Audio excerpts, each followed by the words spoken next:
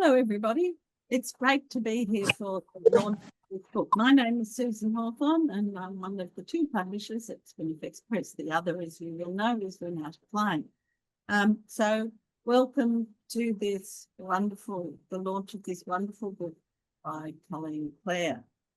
I'd just like to begin with a general welcome, that we respectfully acknowledge the wisdom of Aboriginal and Torres Strait Islander peoples and their custodianship of the lands and waterways.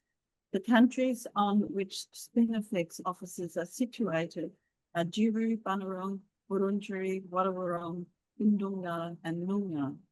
We also acknowledge the many women throughout history who have fought for women's freedom and the freedom of lesbians, often at the cost of their lives. Now, before we actually move on, just a tiny bit of housekeeping. You have all been muted, so that you can't speak while the speakers are speaking. The recording goes for 1 hour, and so it will finish after an hour, but unless somebody is mid-sentence, so we'll let you finish your sentence if that's the case. Somebody asked to record the session, and I declined that because it is being recorded tonight, and that will go up on the Spinifex website probably later this evening or tomorrow morning. Now, Jenny Cameron is launching Coleen's book tonight. I have known Jenny, I just realised, I've known Jenny for close to 50 years. She has travelled to many goddess sites, especially in the Mediterranean. I know she's been to Chapel Hill sometime in either the 70s or early 80s. I remember the photos in Turkey and lots of places in Greece, including Crete. So she is well placed to be a launcher of this book. But in addition to that, Jenny is a historian and the author of a book called Ancient Ways for Modern Days, which is a call to action to get away from our current destructive way of life. And she looks at a whole lot of goddess traditions and things. It's a while since I read the book, so I can't tell you the details.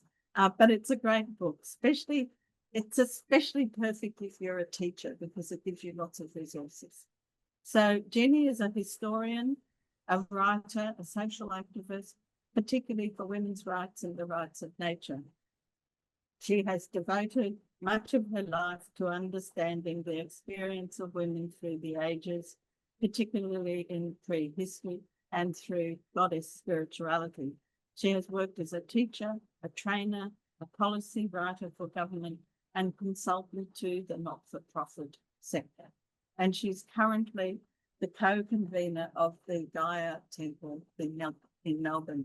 So, Jenny, you need to unmute yourself so that we can hear you when you begin speaking. There we go. Yep. Over to you. Thank you very much. Well, good evening. I want to begin my talk with a woman called Carol Christ. She was a renowned academic working in universities such as Columbia and Harvard Divinity School, among others, when her writings and philosophy moved to exploration of ancient history, matriarchy, and the female divine. She wrote a seminal, or perhaps I should say overmal paper, entitled Why Women Need the Goddess, 1978, that helped to launch the goddess movement in the USA and other countries. It became a central statement for feminist interpretation of the rationale for and effect of the allocation of sex to divine entities. Later in life, Carol lived in Greece, at first on Lesbos, and one of her alternative income sources was to run pilgrimages to her beloved Crete. Perhaps an inkling arises for you now of why I started with Carol. With the lure of such an informed guide, a group of us, yes, including Coleen, joined one of these pilgrimages in 2008. Carol gave us a spiritual insight and a political analysis of all the places she led us to, including down into a huge deep cave where she leapt like a Cretan mountain goat down a rock-strewn entry slope. A tall, big-boned woman who never dressed for these adventures and was always in sandals. This became a scene in Coleen's book. Well, I took Carol's teachings to help inform the book I wrote, Ancient Ways for Current Days, which is about matriarchal and matrifocal cultures. Coleen used the teachings as a foundation for her approach in Minoan Footsteps, taking her experiences into the world of fictional writing. This was a field in which Coleen wanted to hone her skills, and writing this novel was a major vehicle for that. Learning an art takes time and patience, and 10 or so years later, we now have one of the outcomes of this to celebrate. I've recently returned from another journey, this one through the Kimberley. There I saw for the first time the Spinifex plants, from which I believe the publisher of Minoan Footsteps takes their name. The version I saw covered whole hillsides and looked like a carpet of soft, round green balls. It looked like you could stroke it like moss. But try that and you soon discover you get sharply prickled by fine points in the foliage. True to their chosen name, I get the impression that the Spinifex staff, in finalising this book, were exacting with their fine points, thus adding to the learning curve for our emerging novelist. The cover of the book displays examples of the artwork of the Minoan society. In particular, the front cover shows the famous gold bee pendant, about 4.5 centimetres in height and in width, found at Malia in Crete. Yes, and there's a picture of it, thank you. Not to give too much away, a copy of this forms a gift between two lovers early in the book. It's a suitable choice in that it shows two bees working together harmoniously, perhaps sharing a globule of honey to eat or delivering it to the babe in the honeycomb. Honey was important for the Minoans as their primary source of sugar, and according to archive tablets found at Knossos, one of the ruins on Crete, offerings of honey were made to the goddess Eleuthia, goddess of childbirth and midwifery. Crafted in intricate detail, the elegant piece is a powerful symbol of fertility, abundance, and the interconnectedness of nature, values central to the Minoan culture. It's not surprising that honey was offered to a goddess in Crete. The Minoan society of Bronze Age Crete was a gorgeous flowering of a culture led by women, no doubt in partnership with men, but where women were highly honoured and held sacred and were the prime decision makers. It was probably the apex of matriarchal culture in Europe, for there were certainly others. It was eventually defeated by the Mycenaeans from mainland Greece, who were warlike patriarchal invaders. They, nevertheless, adopted many aspects of the more developed Minoan culture as their own. Modern Crete has elements of these cultures in its heritage, and we see them both in this book. The violence of some of the men involved, the firm strength of the women. As an aside, when on the pilgrimage, Carol explained to us that the groups of men sitting outside the houses were there because their day began in the fields, in the dark pre-dawn when it was cool, as they probably also did in Minoan times, so that by the time the heat was greatest, it was time to return home. But the women objected to them being in the house under their feet and evicted them out onto the street. So in the household, the women still reign supreme. And to this day, as we know, groups of Greek men still sit and chat outside coffee shops. On the tour, none of us had an incident like the one central to this book.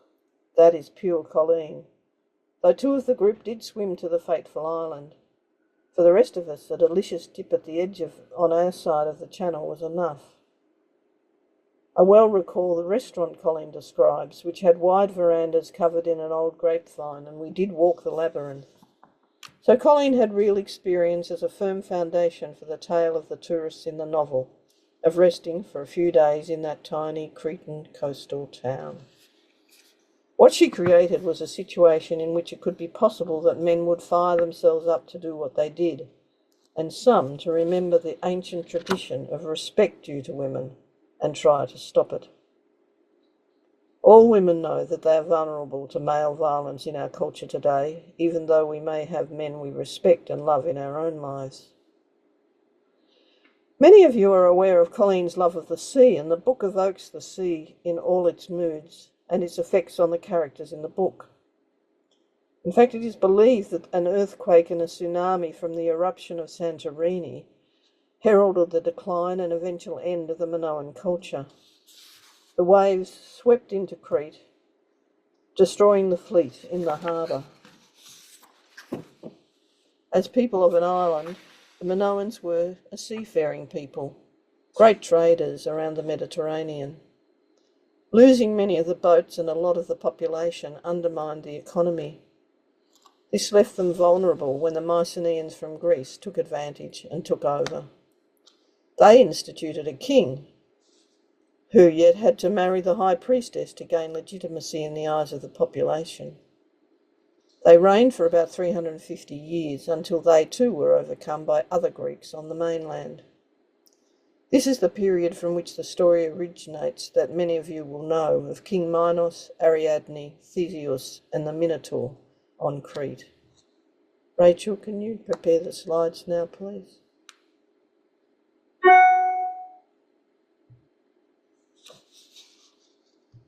Thank you. Okay. As a matrifocal culture, the Minoans focused on technologies that nourished people's lives, creating harbours, paved roads with lookout posts, roadside shelters, aqueducts, ordered towns with water supply and flushing toilets. They built light-filled architecture, but no defences, creating no armour or portrayed adoration of violent acts, or graves with great disparity of wealth, or with tools of war, such as swords, helmets and shields, as would start to appear when the patriarchy took control.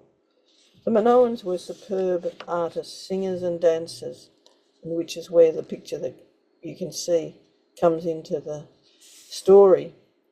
The two statues I purchased when I was in Crete, but it would have been a line dance. So the woman's playing the lyre, and the second woman has her arms out, indicating that she's in contact with other women. So it's a circle dance or a line dance, but I couldn't afford to buy a whole bunch of statues, so I only got two. So the Minoans were also adept athletes, including bull leapers, both male and female. In Minoan Crete, a task was gendered but not sexualised. This is seen in frescoes of bull leaping and also those of religious ceremonies. The Minoans always painted women in white. There's the statue, you can see the skin's white, and men in brown. Figures of both colour are in both these scenes, but in bull leaping they all wear male attire, and in ritual scenes they all wear priestess attire. So you could choose the career you wanted regardless of your sex, as long as you honoured the gender the task was allocated to. Perhaps we see a remnant of this where religious men of the Catholic Church still wear the gowns of female dress, because the task they are doing really should be gendered female and done mainly by priestesses. The Minoans created frescoes of life-affirming grace, to quote the archaeologist Maria Gimbutas, and here's an example of one of them. They're full of you see here the fine simplicity and the elegance of the work. The frescoes were full of images of abundant natural world, decorating their sacred architecture. The lovely picture of dolphins on the back of the book illustrates this too. These beautiful swallows meeting together in a symphony of movement. It's just lovely.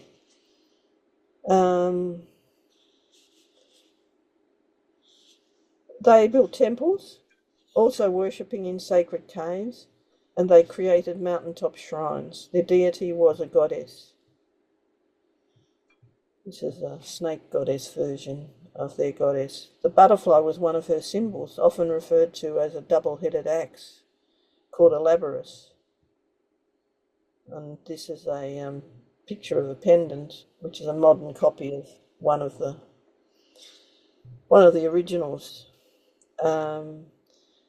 The labrys were either small for personal adornment, like this one, or huge for public display, not items for chopping wood or attacking enemies. So we've gone back to our snake goddess. She holds snakes, which is a common goddess symbol for deep earth knowledge, since snakes live underground, their skin shedding a symbol of regeneration. She also wears her breasts naked, as was the Minoan way, and in most other matrifocal cultures too. As a woman, imagine feeling safe enough to do that in the modern age. As in all matrifocal cultures, the bull and bull's horns, so reminiscent of women's fallopian tubes and womb, were sacred items, and stylised horns adorned the edges of rooftops. The Minoan culture was based on a temple community ethos, including a rich ritual life.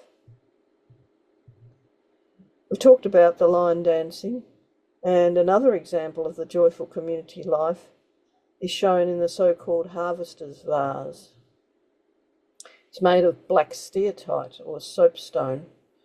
Carved on it is an image of 27 men walking together to or from the olive harvest. They've got their reaping tools, which would have been to run through the branches of the olive trees, get the olives to drop down. Their mouths are wide open singing, and at the front is a man keeping time with a sistrum. I've got one here, but I don't think you can see it because we're using the slides. It's so a sistrum is a kind of like a tambourine, I suppose, a rattle. Anyway, we see two things in this carving. They're happy and they're unified in their labour, and they work the land as a group. They're harvesting the community's food, not for individual profit. Oh, here's my sister. Can you see it? There it is.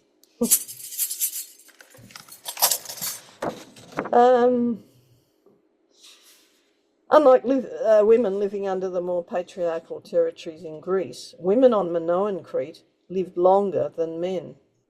And so we return to the conundrum of patriarchy for women, the conundrum Coleen grapples with in her novel.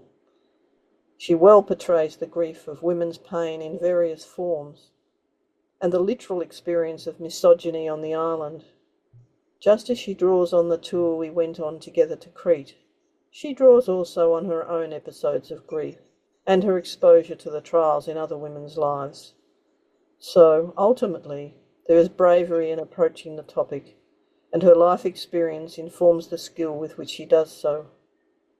Ultimately, she draws on the resilience of women and the deep ties that family can offer. I commend the novel to you. Thank you. Thank you very much, Jenny. It's lovely, and it's really great to be able to see all those fabulous photos from Crete as well. It's a while since I've been there. I've been a few times. I absolutely love it when I'm there. Now, I'm also totally thrilled to be being part of the launch, I should say, of Coleen Clare's novel, Minoan Footsteps. It's absolutely fabulous, and you can't put it down. So I'm just going to read a bit of a bio for Coleen, because if I started to talk, I'd talk for a really long time. So Coleen Clare completed this book, her first novel, at the age of 80. Octogenarians all cheer. She is from Aotearoa and is a lesbian, a feminist, a teacher, a psychologist, a public servant, a community advocate, and has a passion for the provision of social housing. And add to all of that now, she is the author of a novel. Coleen has an extended family covering 4 generations and enjoys the lively interactions that bring her to life.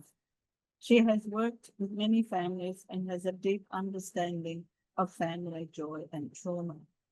She has worked in New Zealand, Samoa, and Australia and has deep respect for Indigenous peoples, intensified by her experience with the pain and joy of the adoption of a Cook Island son and a Samoan son. And I first met Coleen in performing older women's circus, where we often worked together. Over to you, Coleen. Your turn. Thank you, Susan. Thank you, everyone, for your generosity in giving up your early evening to be at this launch.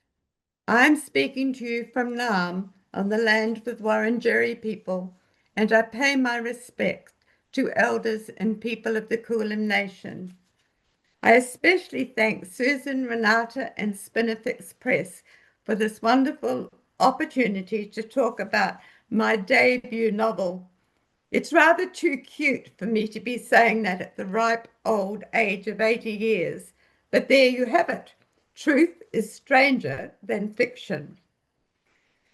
Without the support and expertise of these 2 wise women and of our editor extraordinaire, Pauline Hopkins, I would not be unveiling this book tonight. Your expertise, patience, and honesty has provided the impetus to keep me writing. At times, it has felt like my journey into Crete, taking one painful step after another to find unexpected surprises lurking around each twist and turn of the journey.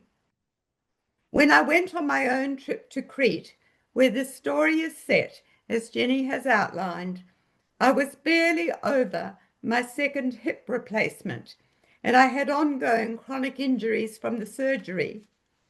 Without Jenny Cameron and her partner, Margaret DeCam, giving me physical and moral support, I may not have made it. I am also grateful to Tricia Zarom for being the midwife of many stimulating trips into the realms of goddess civilizations in several countries. To Penny Zagradu-Mackerson, who helped me to establish a Greek ambience as she discovered her own Greek origins, and to Glenys Livingston for her generous endorsement that lent some gravitas to my work. These connections make it particularly sweet that Jenny is launching my book and brings to it her own scholarly knowledge of Minoan civilization, contained in Ancient Ways for Modern Days, her own terrific book. My friends have sustained me in the writing of this novel in so many ways, and I am grateful to them. Immediately before our journey to Crete, we had travelled through Turkey, and my eyes had been open to what a wander into the past can do for the imagination and one's inner ponderings. I was ready for Crete. Like many women before me, I was wide-eyed and deeply moved as I walked the ruins of Knossos, Malia, Gurnia, and other Minoan ruins. I learned much as I strolled through the incredible gorges, bathed in the Aegean, Libyan, and Mediterranean oceans, and plunged very tentatively into deep and sacred caves, especially Scatino. The rituals we engaged in on this trip, led by our magnificent guide, Carol Christ, took me to an inner place that I hadn't been before, cracking open my own well of creativity, and so the novel began. The novel was initially just for me, a travel journey, a very pleasant and satisfying activity for someone who often has to rest up. Gradually, it morphed into a new shape as my female companions became characters with their own journeys and inner lives. My writing became a story I thought it would be nice to share with my family and friends. Well, that was the first happily meandering decade. Then the tempering of the material began. My long-term friends, Susan and Renata, had been curious about this book that they knew I had been writing for 10 years. Perhaps they were anticipating an opus magnum. Well, if so, they were very disappointed. Susan, as befits my supportive circus buddy over years, was gentle in her criticism. Renata had no such obligations and was to the point with her comments, informing me that a lot of what I had written was absolutely not necessary, amounting to about half of my precious book. And then, to top it all off, Coleen, meticulous editor, firmly suggested I chop 2 whole characters out. It felt like murder. So the next year was the year of the great endeavour to lose half of my precious book and rewrite the rest to the exacting standards of Spinifex Press. Fortunately, I was driven by the pleasure of the writing, and I enjoyed the sharp learning curve I was on, even the rewriting. I'm very grateful for the expert advice I received and take great joy in this publication and sharing my book with a wider audience. Without Susan, Renata, Coleen, and their wonderful team of Deb, Helen, Rachel, Marilyn, and Danielle, we would not all be here today. My heartfelt thanks to each of them. My ability to write about my experiences in Crete was not a surprise to me. I knew I could write a bit. I have had to for work. What did surprise me was my ability to write a mystery, to experience that unique pleasure of being caught on the wave of your own creativity. I have often longed to surf, to experience that feeling of being immersed, at one with the ocean, catching the lift of the incoming breaker and riding it for a long time before reaching the shore. Writing this story was a little like that. It took off with a rise and fall over which I had very little control, a bit like life. As I developed my characters, and yes, a little bit of all my friends is in there, maybe even you, I became engrossed in their inner lives. What is it that makes a woman, a lesbian, a feminist who she is? How much are we shaped by our DNA, by our childhood experiences, where we live, who our mother, father, sister, or brother is? How much control over our lives do we have? How do we adapt when things that we have no control over, unexpected things, good things, bad things, disappointing things occur? I became immersed in the inner lives of my women as they confronted challenges in their lives. How did they respond to circumstances they had no control over? What do you do when the only thing you can control is yourself? Maybe not even your body, only your mind. Where do you draw the inner strength that is needed to carry on? I have a large non-traditional extended family who adore, and I have their everlasting support for me even when I fail them. I have experienced many twists and turns in my life, much joy and deep, unfathomable traumas and tragedy. It has caused me to reflect deeply on how we find our way through these things. The death of a child, a loved one, the loss of income, health, or a job. For some, the loss of a home, the experience of torture, famine, being forced to flee. How do we measure up in the darkest, bleakest experiences of our life? When the roller coasters surge in and the currents suck you down, do you drown or float? This became the theme of my story, portrayed through the lives of my characters, female and male. How do we live our lives in the bits we cannot control. And of course, if you are a woman, the big never-ending issue, wherever you live in this world, whatever your circumstance, is that you have to contend with the patriarchy. And that inevitably became a strong theme in my book.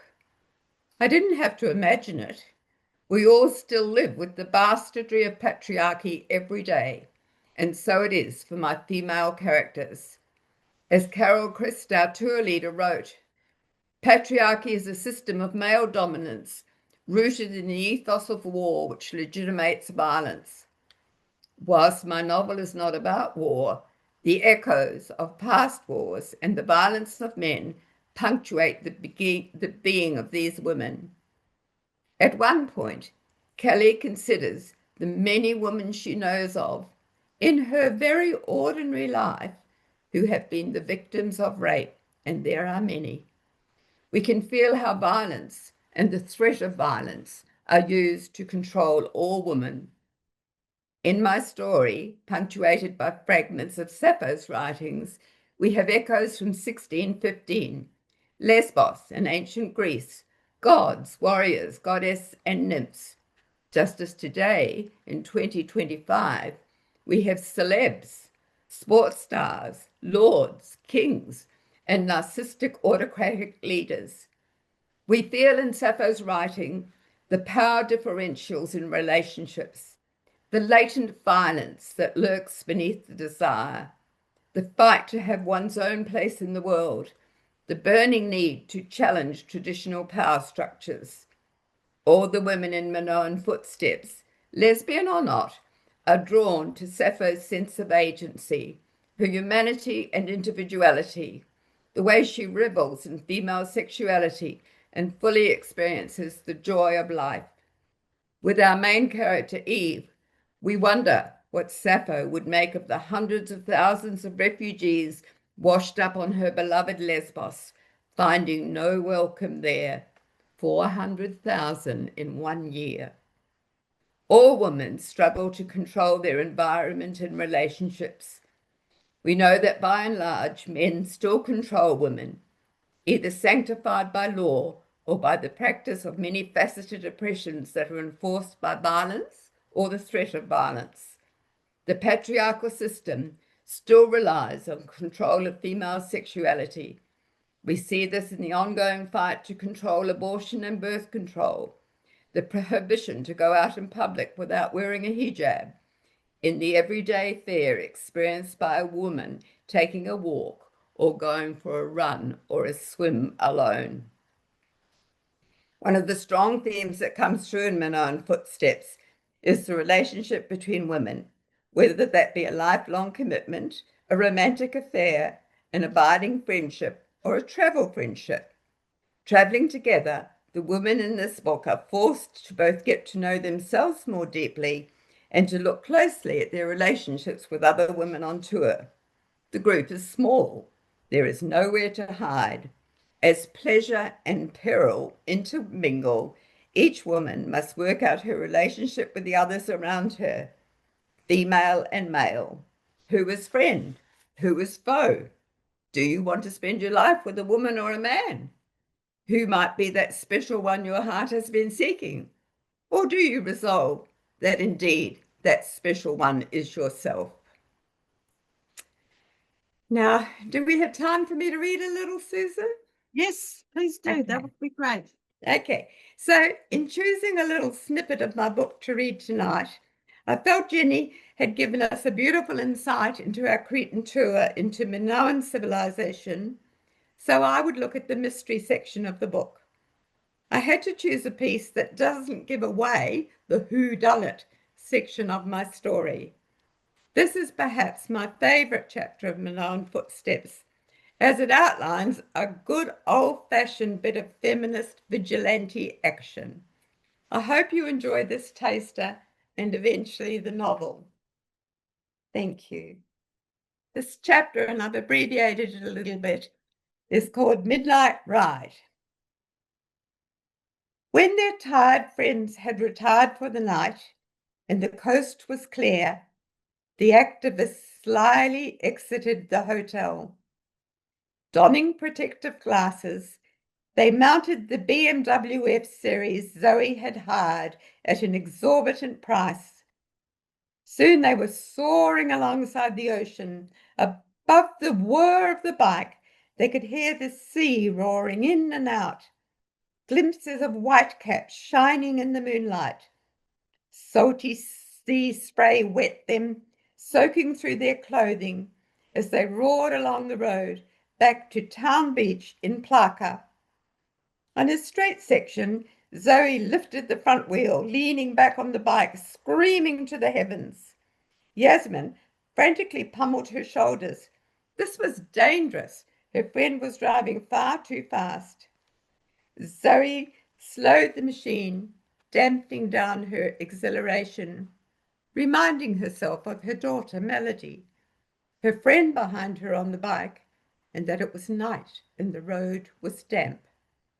After a long ride, the motorbike drove slowly into seeping Plaka.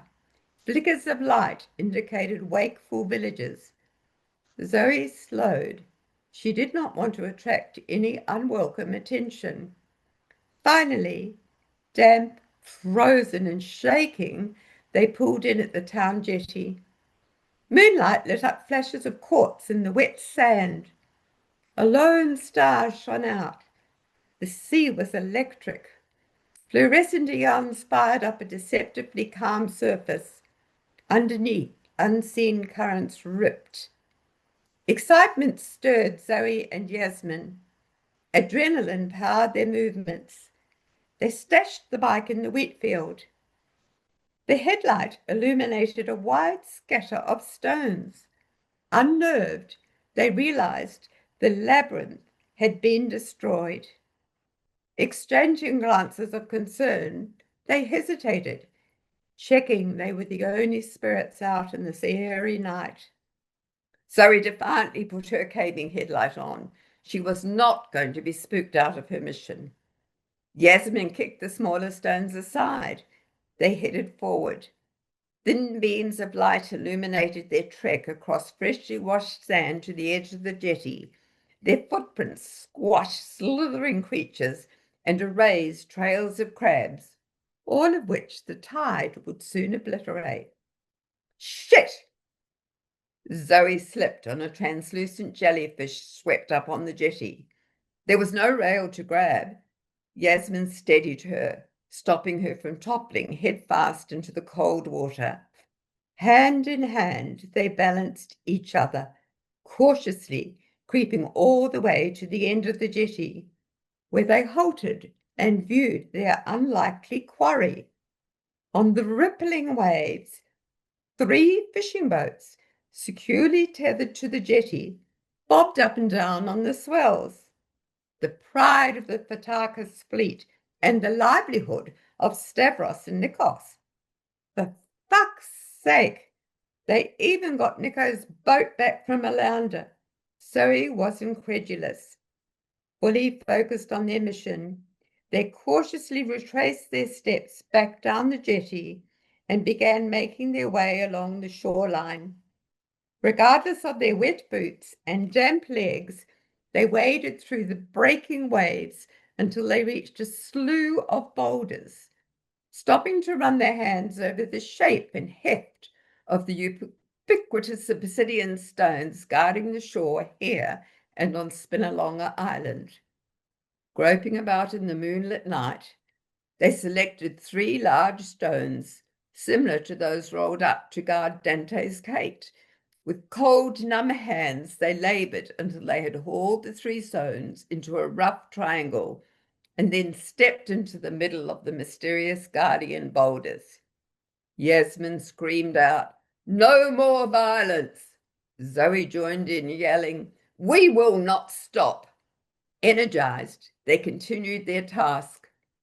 Each boulder required a lot of work to tip and roll it on an arduous trip along the shore and then down the slight incline to the end of the slippery jetty.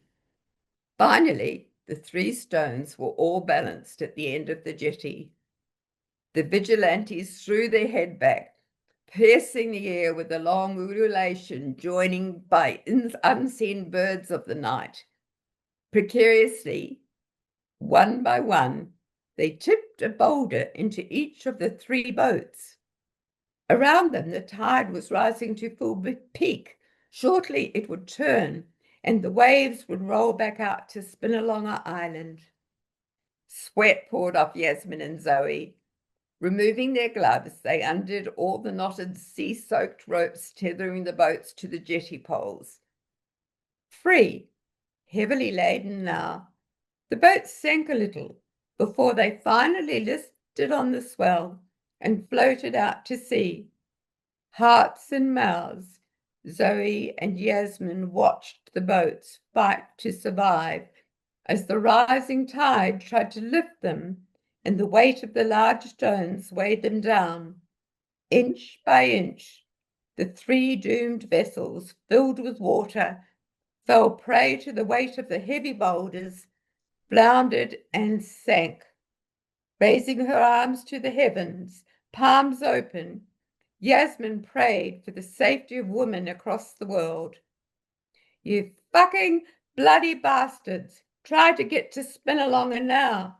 No more fishing for you, pigs. Zoe let loose at the sinking boats with a string of curses worthy of a fisherman. Thank you. Thank you. Thank you very much. That's wonderful to hear that. I also just wanted to respond that your description of the process of writing, and especially of characters and how they take you to unknown places, and sometimes they seem to have an independent life of their own. And I think that's really interesting to hear, and it's lovely to hear you talking about that. So, does anybody have an urgent question that they want to ask? We've got about 5 minutes for that. Or you can either put your hand up down in the section called React, or you can write something in the chat if you want to. They're the 2 ways. Or you can wave your hand about, but if you're not immediately visible, I won't see you. So just having a quick look. Can't see any raised hands. Anybody want to say anything? Oh, look, you've struck us all dumb. I'm just trying to look at the chat to see if there's any questions. Here we go. 2 new messages are coming through. Coleen, any plans for the future is from Vivian, and Lynn Genevieve is looking forward to reading Minoan Footsteps, and she says she's on the west coast of Scotland and has already ordered a copy. So there you are. So Coleen, any plans for future writing from Vivian? Look, I have become really intrigued, probably because of my age, with this issue of memory loss. And so many of my friends losing a word or losing a name, and some of them just taking it as natural and some of them being extremely worried. I thought that was interesting, people wondering about the future and dementia. So I have a lovely character called Ava, and she's wandering maybe in and out of dementia, maybe not. We're not sure at this stage. So Ava is, she's taking me on a journey, and I don't yet know where it will end. So yes, there is a bit of writing happening. And thank you for your kind comments. I do hope people are enjoying it. I did hear a couple of people the other day, a couple of friends, and they were having a good old argument, and I won't give too much away, but their argument was about, did Kelly do it or did Stavros do it?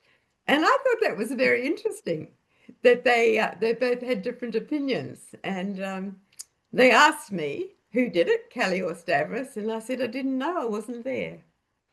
And Vivian has responded saying, love your ideas, Coleen. Thank you. That's excellent. Yeah, I'm enjoying Ava, so maybe she'll come to fruition. Yeah. Renata, I'm going to call on you now so you can do all the thank yous. You have to unmute yourself. Myself. All right, I have to unmute myself. Well, first of all, I think I owe Coleen a very, very big apology because, those of you who know me know that I am blunt. That's very true. And when I read one of the first drafts of Coleen, I said to her, sorry, it's boring. And of course, I never thought that Coleen was boring, but that some of her novel was boring. But I only later realized that I had totally, taken Colleen's, confidence out of her, which is really bad. So big apologies, Coleen. I never meant to say that you are boring. I know you are not boring. But I really did think the first part of your novel was boring. And now that it's been fixed, it is not boring. I had a lot to learn, Renata. There was a second part of the novel which was never boring, which is what actually kept us going. I mean, and I really hope you get a copy of the book. It's such a good read because at some point you can't stop reading. You just have to go, go, go, go, go and say, where is this going? And I think, Coleen, I really look forward to your next book. I think you're a very good writer. And I'm really, really happy that we were able to publish Minoan Footsteps. But now I really I always say on the Spinifex launches that, books don't just happen. There has to be a team behind us, behind the books. And the team, and you mentioned already Pauline Hopkins, who is a fabulous editor. We call her Eagle Eye because she always finds all the mistakes in a book. And then Susan Hawthorne, of course, was the other very good editor, and me, who really doesn't really have any kind of, credentials to edit a novel, which didn't stop me. So the three of us edited your book, and we were very happy about that. I don't know how happy you were, Coleen, but we did find an awful things to ask you and to say. And I think it is a better book for our inventions. Then, apart from the editing, once the book is a book and has been typeset, which it is by Helen Christie, who does always a wonderful job and makes our books really like an artwork. So thank you, Helen. And of course, then we had to have a beautiful cover.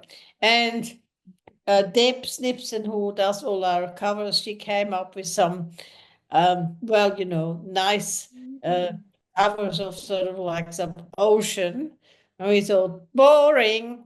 And then came up with a cover of this very, very beautiful bee. And we said, oh, beautiful. And of course, I really want a necklace like this. I just think it's absolutely gorgeous that you have one of those, Coleen.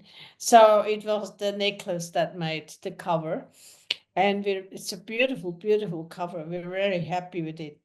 So then once the book is made, it is then Rachel, our fantastic promotions manager who is in Sydney, who then makes it go places, makes it sure that people actually notice the book and that they write about it and that they distribute it. And Rachel has done that very well. And then, of course, before any of this can happen, people buy the book. And then it's our office manager, Danielle, who's down in Geelong, who sends the books out and also keeps us all on our toes, but because she does all the maintenance on Spinifex Press that we couldn't do without. Over in Western Australia, we have Caitlin, our social media manager, who puts all this stuff on X that none of us is on it, and Instagram, and I don't know, I think TikTok as well. So Caitlin has done this thing, and Coleen, you wouldn't know where your book has traveled. It's traveled very, very far, and so thank you to Caitlin.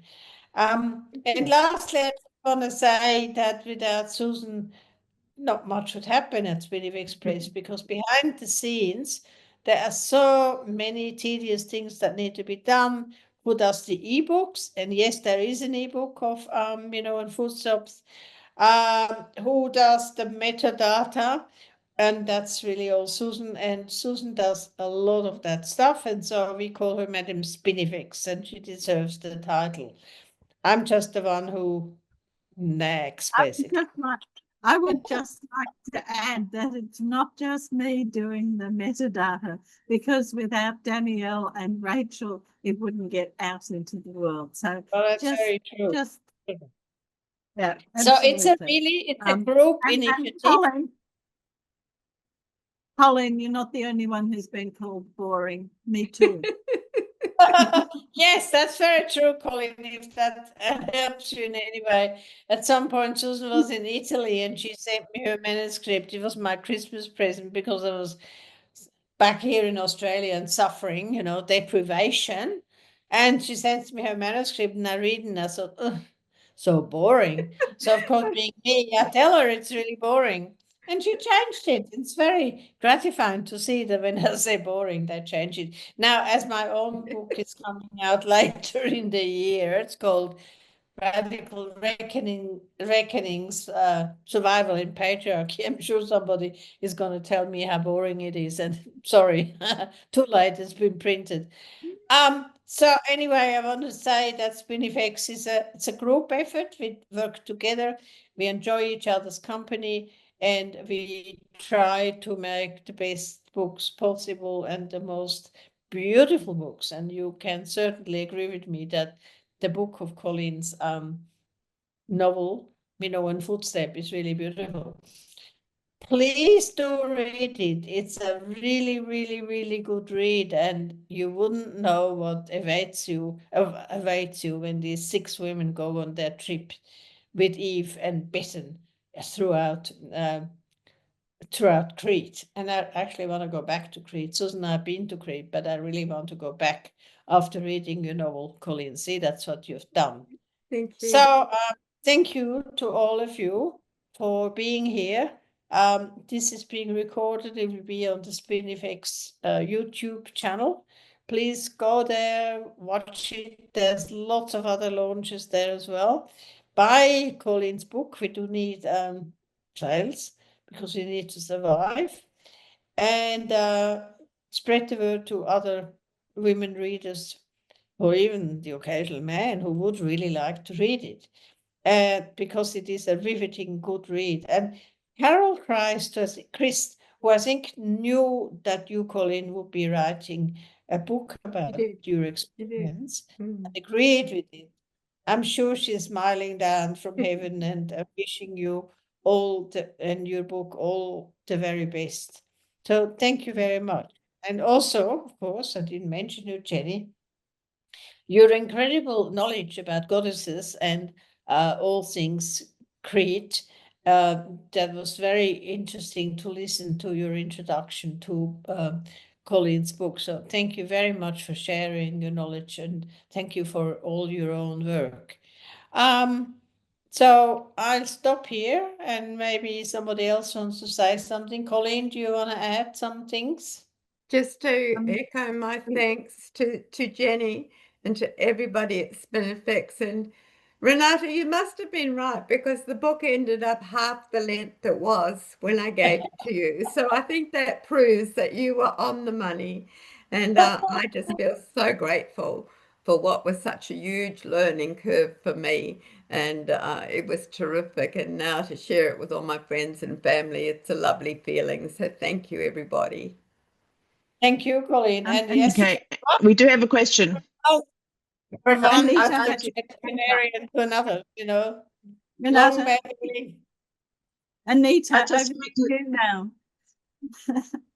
I just quickly wanted to say in Vienna, Austria, where I'm from originally, and till October. And I've got encouraged now.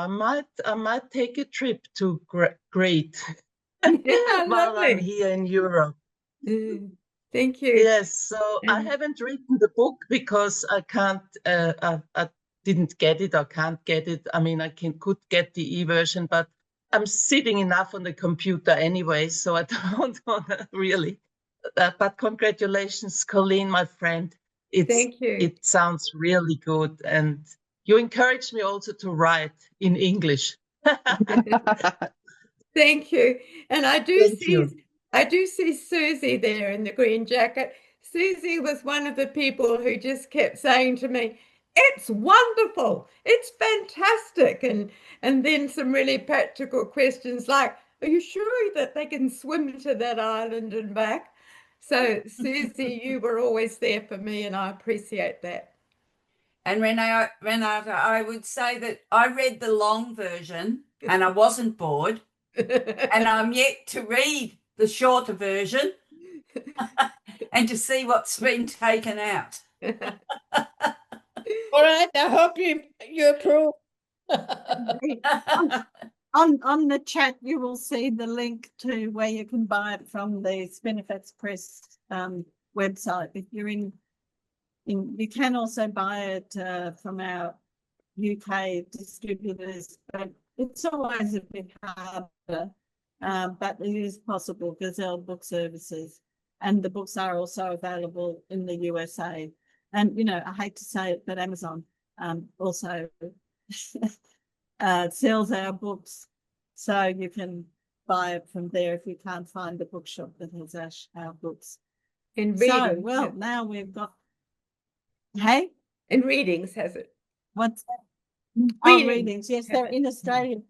Readings Bookshop has it, and other bookshops do as well. So please run out, and if your bookshop doesn't have them, ask them to order it in, because that's always good. And if you're not on our Spinifex Press newsletter, please sign up to it, because then you get to hear all sorts of things. And next Thursday, we have another book launch, which is by a Korean woman called Bomnal, called Once You Cross the Street, You're at the Edge of the Cliff. That is a story about a woman who escaped from prostitution in Korea, and it's heart-wrenching, and it's incredible. So please come along again next week. Then we have Turf Island coming up a little later by Fiona McInerney, which is all about the what's gone on in the UK and how the feminists managed to resist gender identity, and the law changed a couple of months ago in March, so that that's a real success. And we also have a launch of Sheila Jeffrey's next book, which is called Uprooting Male Domination, and it's a series of essays. Here we are. I've got a copy of that here. So the other two books are still waiting to come from the printer. Oh no, that's not true. I've got a copy also of Turf Island, so I don't know how easily you can see that, but they're all available by the Spinifex website if they're not in bookshops. So thank you very much. Thank you to Coleen. Thank you to Jenny. Thank you, everyone. Thank you, Jenny.